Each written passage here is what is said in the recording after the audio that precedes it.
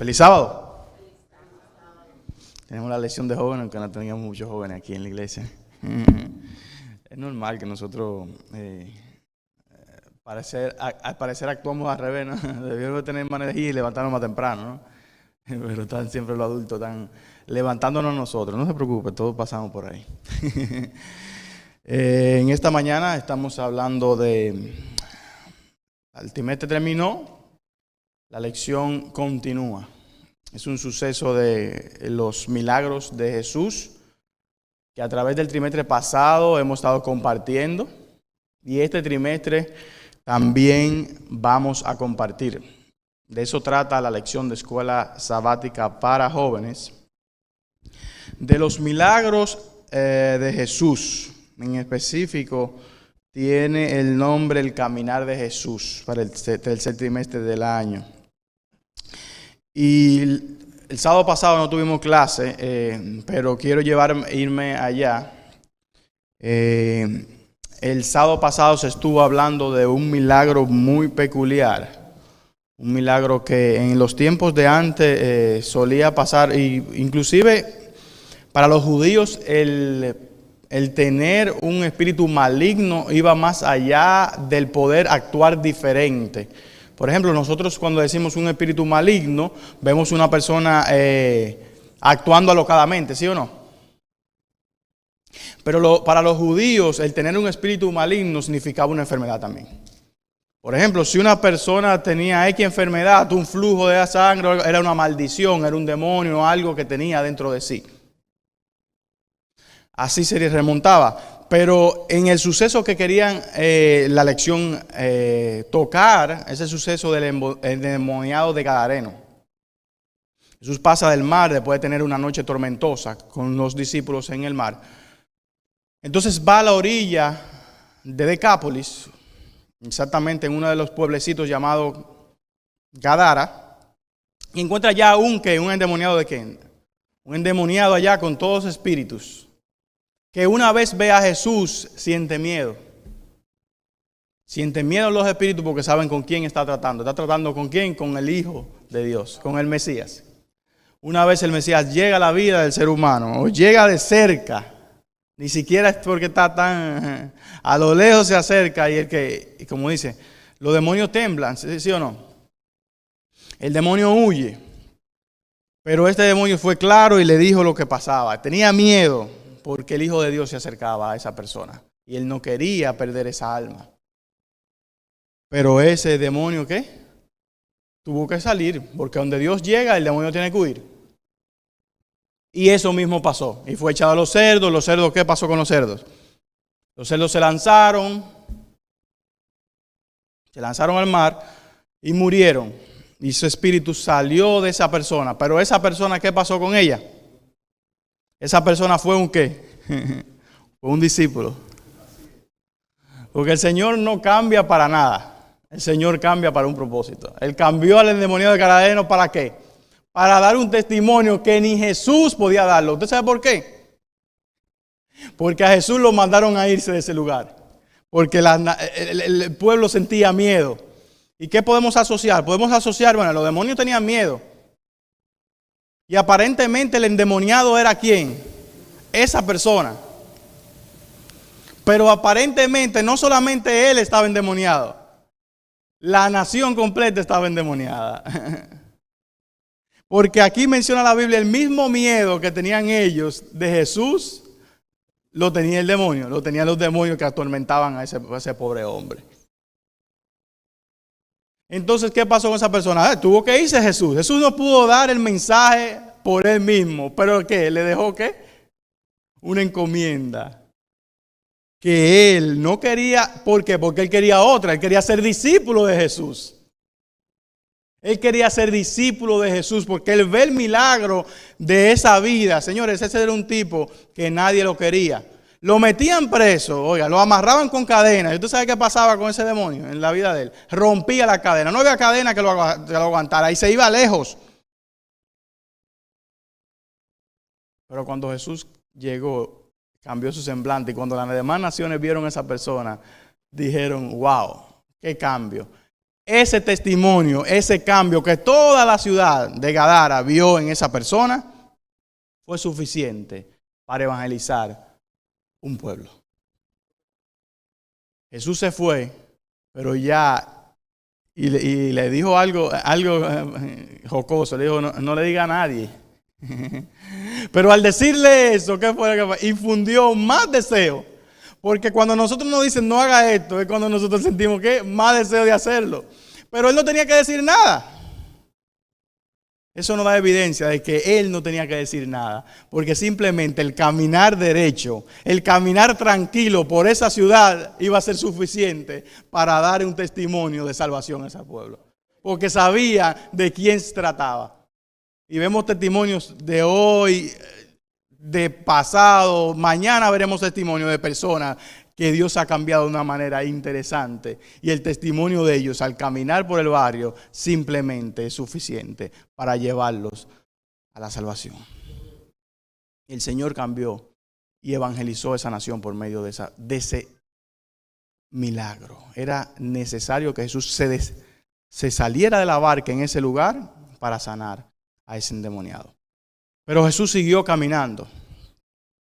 Y mientras caminaba en Galilea, había un pueblo que le seguía porque sabían los milagros.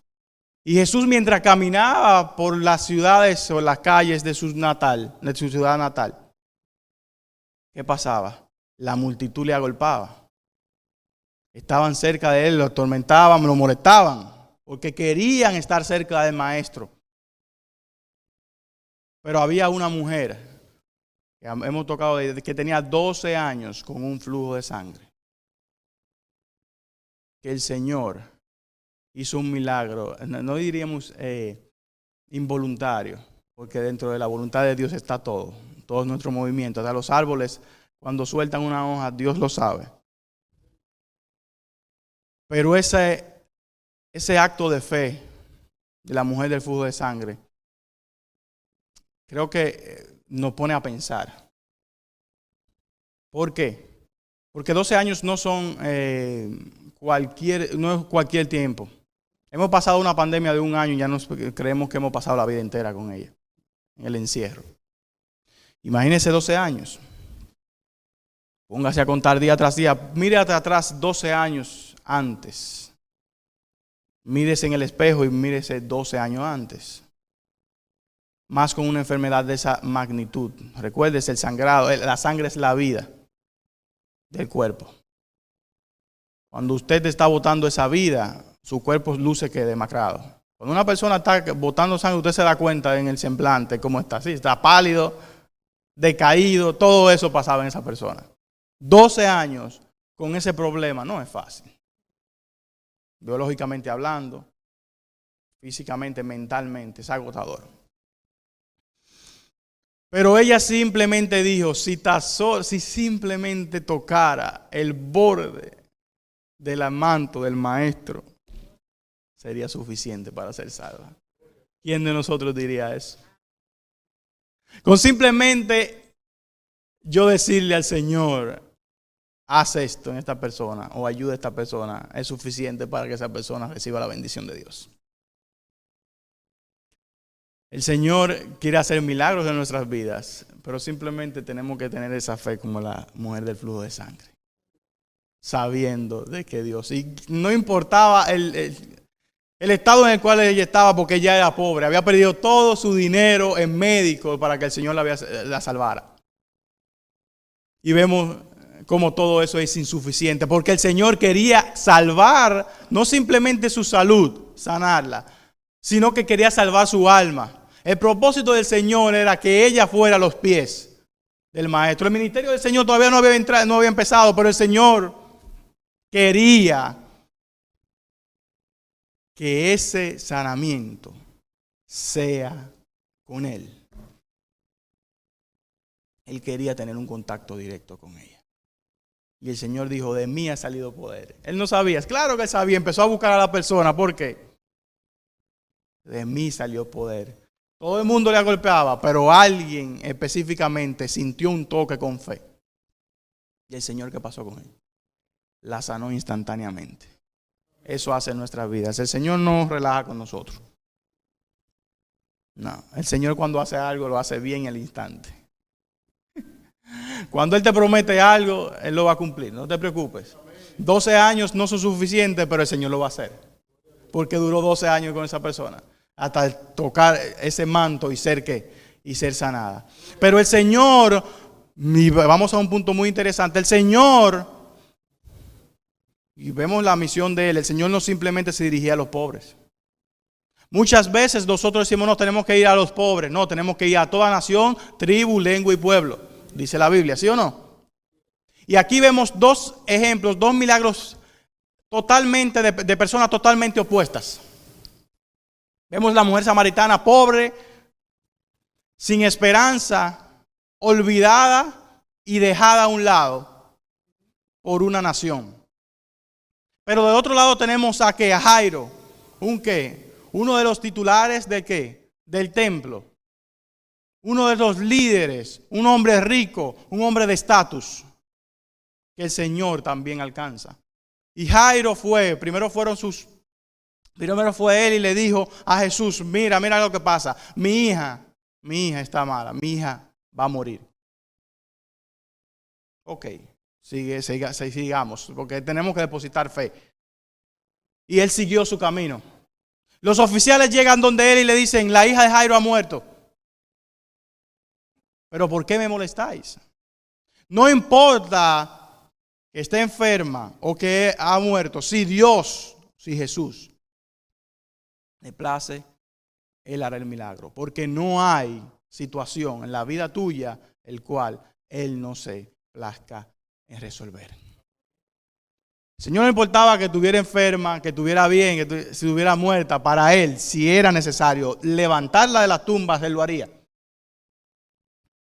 Pero tiene que darle una lección a un grupo de personas de que el Señor actúa en el tiempo preciso y lo hace de la manera que más dará testimonio y que más salvará almas. Y dejó que muriera esa persona. ¿Y qué pasó con ella? Fue donde la hija de Jairo. ¿Y qué hizo Jesús? ¿Qué hizo Jesús? La resucitó. Y qué milagro más maravilloso. Para esa gente nunca habían visto eso. Imagínense si lo agolpaban antes, y le caían atrás y no lo dejaban ni respirar a Jesús. Imagínense ahora después de ese milagro maravilloso. Jesús sanó también a la hija de Jairo, un oficial con un alto honor, alto nombre, rico, pero también salvó a la pobre. Jesús se mete en todos los rincones de la sociedad a buscar almas que salvar. Porque su misión siempre fue y siempre será salvar un alma, no importa en el puesto donde esté. ¿Cuántos de nosotros desechamos el estatus social de una persona y lo catalogamos perdido? Porque muchas veces usamos los versos innecesariamente y en el lugar equivocado y de la manera equivocada. Decimos, no, el Señor dice, yo no voy a predicar porque esa gente no se va a salvar. Dice, el Señor mismo, la Biblia dice, que es más fácil que entre el camello por una aguja que el rico sea salvado.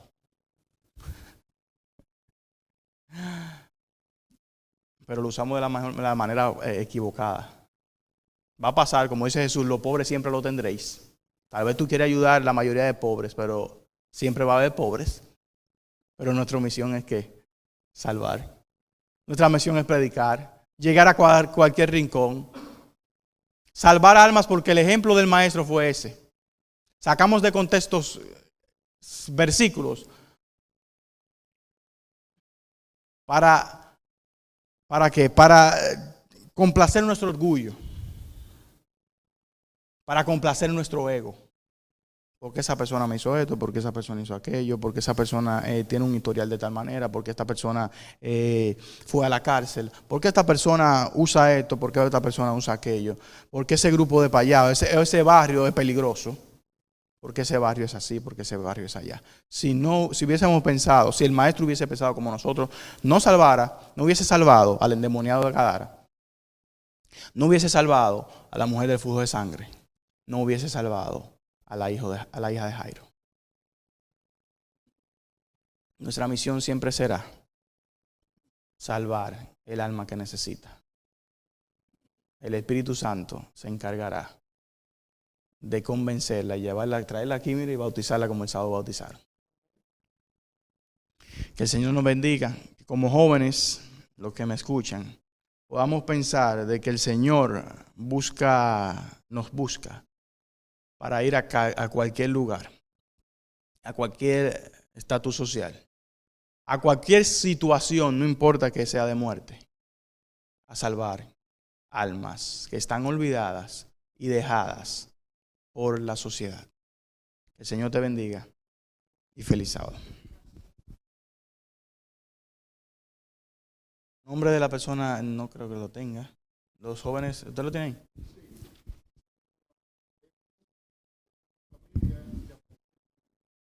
Moisés Jiménez y Leslie. Ok, entonces pongámonos de pie. Vamos a hacer un poco de ejercicio para tener una palabra de oración. Señor Jesús, gracias. Gracias por tu ejemplo. Gracias porque nos mostraste el camino que debemos de seguir. Gracias porque nos mostraste lo que debemos hacer. Cuídanos siempre. Ayúdanos a nosotros los jóvenes a dar el mejor testimonio, a ser como tú, que desde temprana edad diste el ejemplo, diste este testimonio, pero predicaste a las demás naciones, predicaste a las demás sociedades, predicaste a todo tipo de personas, porque viste más allá de esa ropa sucia, más allá de ese puesto, viste un alma que necesitaba salvación. Gracias, Padre. Bendice a Moisés, bendice a Leslie.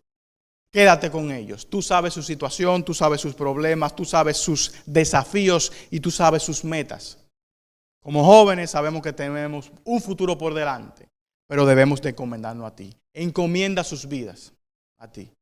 Hazlo saber de que sin ti no son nada y haznos saber cuál es el camino que debemos de seguir. Ponemos nuestro futuro en ti, Padre. Ponemos nuestra decisión en ti. Llévanos donde necesita la gente de ti. En el nombre de Jesús. Amén.